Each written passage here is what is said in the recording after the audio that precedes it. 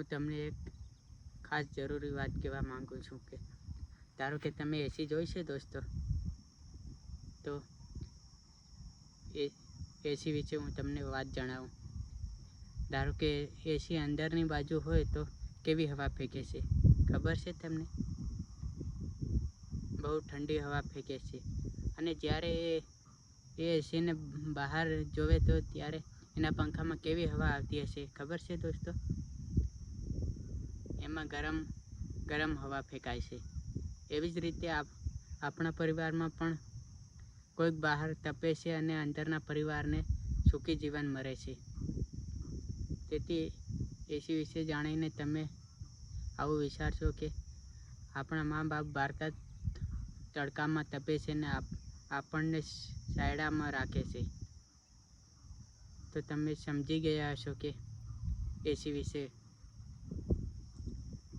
અને હા, એક બીજી વાત, આપણે હંમેશા એવું કામ કરીએ કે જેથી આપણું નામ બહુ ઊંચું જાય અને જેથી આપણા ગામનો વિકાસ થાય અને દરેક વિભાગમાં આપણું નામ ચાલે કે આ સમાજમાં આના કારણે આવું શોકાયું અને આવી રીતે બહુ સારું કામ થાય છે એવો અનુભવ થવો જોઈએ આપણને કે અમે અમારા ગામ વિશે આવું કર્યું, જેથી અમારે ત્યાં અમારા ગામમાં અમારું માન આટલું છે અને આટલું વધી જશે. તો આપણે એવું કામ કરવું જોઈએ કે આપણા ગામનો પણ વિકાસ થાય. તેના કારણે આપણે જાણીએ છીએ કે દરેક સમાજના લોકો આમ કરે છે તેમ કરે છે, એ બધું આપણે નહીં જોવાનું. આપણે આપણા કામ સાથે મતલબ રાખવાનો.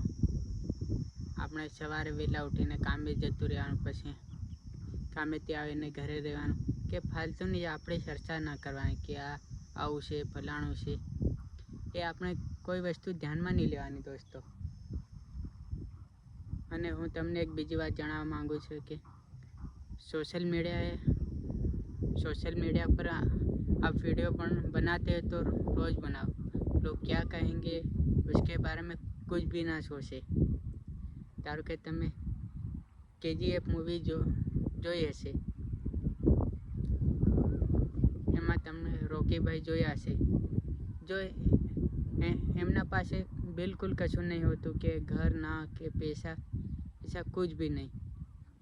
और तब उसकी माँ ने उसे वादा दिया था तुम दुनिया का इतना अमीर इंसान बन के दिखाओगे कि पूरी दुनिया तुम्हें राजा कहे. और रॉकी भाई ने, आपने देखा होगा कि मूवी के अंदर रॉकी भाई ने बहुत बड़ा साम्राज्य अपना बनाया. इसलिए कहता हूँ कि दोस्तों मेहनत करो. और मैं उन लड़कों को भी बोलना चाहता हूँ जो लड़की के लिए कबीर सिंह बन सकते हैं तो अपनी माँ के लिए रॉकी क्यों नहीं?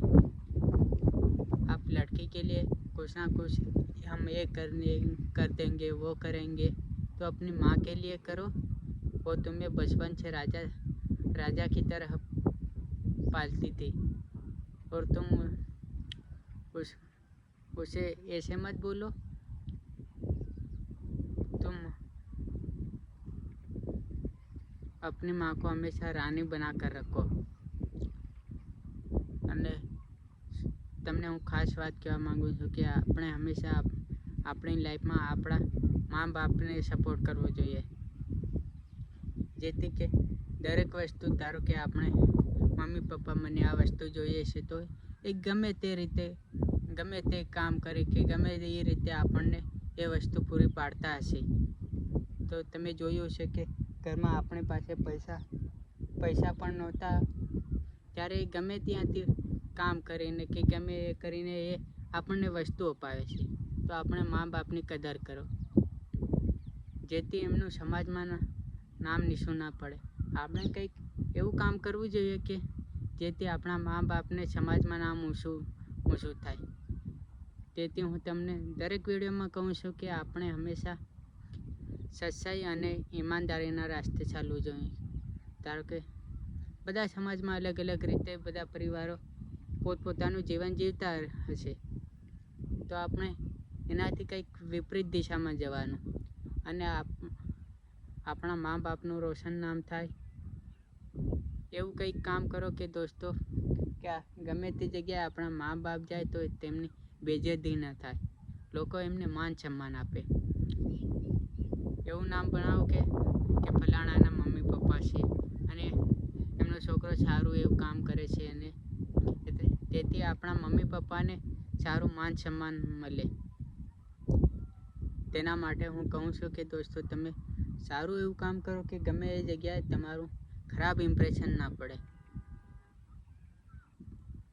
તમને જેવું લાગે એવું યોગ્ય કરો, જેથી કરીને કે આપણા સમાજ વિશે વિચારો કે આપણા સમાજ માટે તમે કઈ બી વસ્તુ કરવા તૈયાર થાવ, એનો કશું વાંધો નથી, પણ કંઈક સમાજ માટે કરો જેથી આપણને લાગે કે આપણે આપણા સમાજ માટે કંઈક નવું કર્યું છે અને એના કારણે આપણે આપણા સમાજમાં ઊંચું નામ વધારી શકીએ, જેથી કરીને આપણને લોકો પ્રેમથી બોલે કે ના રે આ વ્યક્તિ તો બહુ કામનો છે અને દરેક જગ્યાએ બહુ સારા કામ કર્યા છે, એમ કરીને લોકો આપણા વખાણ કરશે.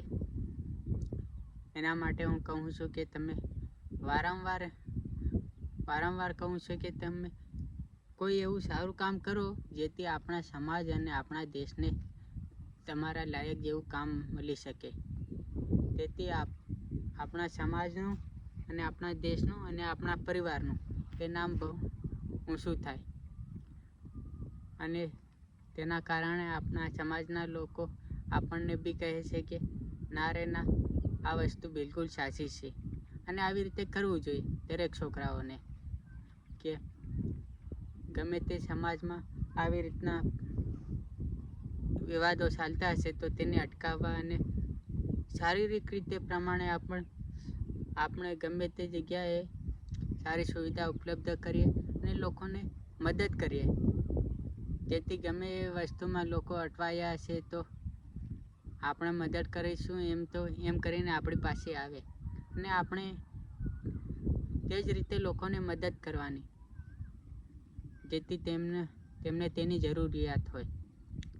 તેથી તેના વિશે હું કહું છું કે આપણે આપણા સમાજમાં એવું કામ કરીએ જેથી આપણે સમાજમાં બહુ ઊંચા લેવલે આપણું નામ જાય અને આપણા મમ્મી પપ્પાનું નામ રોશન થાય.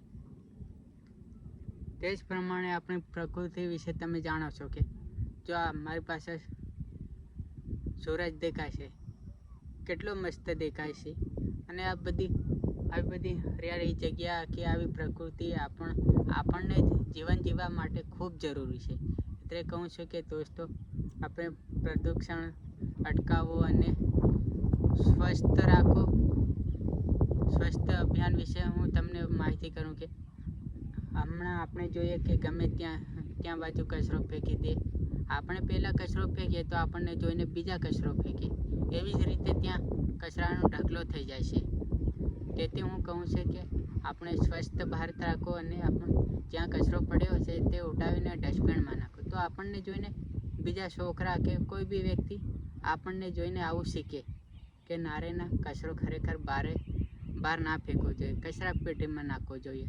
તેથી આપણને જોઈને ધારો કે નાના છોકરા જોતા હશે તો એ આપણે જેવું કરીએ એવું વર્તન કરે, બાકી આપણે ખરાબ સંગતમાં જઈએ તો છોકરાઓ પણ આપણને જોઈને એવી જ રીતે કરે. તેથી હું દરેક વિડીયોમાં કહું છું કે તમે સ્વચ્છતા અભિયાન ચાલુ રાખો, જેથી આપણા ગામમાં કે શહેરમાં કે આપણા દેશમાં ગંદકી ફેલાય નહીં. અને લોકો તો આપણે જોઈએ કે ગમે ત્યાં કચરો ફેંકી દે, પછી નગરપાલિકાનો વાંક કાઢે છે કે આ લોકો કચરો ટાઈમે લેવા નથી આવતા, આમ કરે છે તેમ કરે છે. પણ તમે વ્યવસ્થિત જગ્યા અને ડસ્ટબિનમાં કચરો નાખો, એ લોકો તો એમનું કામ કરે છે, તો તમે કેમ જ્યાં બને ત્યાં કચરો નાખી દો છો? પછી એ લોકોને કેટલી મજૂરી કરવી પડે છે કે નીચે તો કચરો લઈને પાછો પેટીમાં નાખવો, તો તમે પહેલેથી કચરા પેટી તમને આપેલી હોય તો એમાં નાખી દો, જેથી આવીને એની જાતે લઈ લે કચરો. અને તમે પાછા કહો છો કે અમારે ત્યાં કચરાની ગાડી આટલા દિવસે આવે છે અને આટલા દિવસે નથી આવતી. એવું જ બને દોસ્તો. જેથી કરીને હું કહું છું કે સ્વચ્છ ભારત